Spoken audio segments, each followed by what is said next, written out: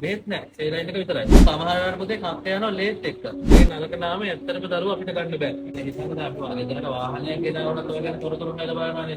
සතෙක් ගෙනාවත් එච්චර අඩු වශයෙන් ජල බීජිකාව ගෙනාවත් ඔයගොල්ලෝ දැනුවත් වෙන්න ඕනනේ. ඔය පුතේ සතෙක් හදන්න විටමින් ටික දෙන්න ගන්න ඕන. ඒ වගේ වැක්සින් ටික ගහ ගන්න අදුම දැන්. පාවෝ ඩිස්ටෙම්පර් ගැන අවබෝධයක් නැත්නම් ජල බීජිකාව ගහන්න ඕනේ කියලා අපි සාමාන්‍යයෙන් දන්නවනේ. මෙහෙමයි පුතේ වැඩේ.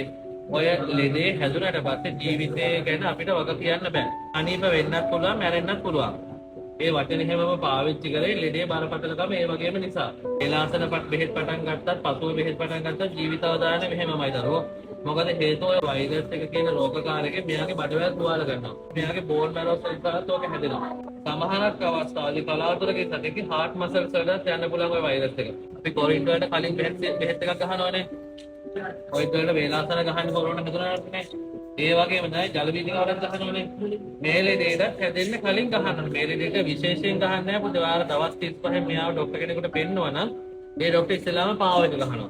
මෙහෙත් පරක් වෙලා නම් ඩිසෙම්බර් උත් ගහනවා ඔකත් එක්කම.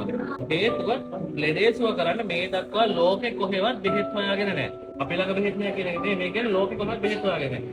ඒ නිසායි ලෙඩේ හැදෙන්න කලින් ප්‍රතිශක්තිකරණය වෙන්න දැන් අවුරුදු 15 20 ක ඉඳලා ගහනවා. ලංකාවේ ගහනවා. ලෙඩේ හැදෙන්න කලින් ප්‍රතිශක්තිකරණය වෙන්න ගහලා තියෙනවා. ඒක ගහන්නේ දවස් 35ක. මාස 2 3 4 ගිහිල්ලා නෙමෙයි හරියටම දවස් 35ක.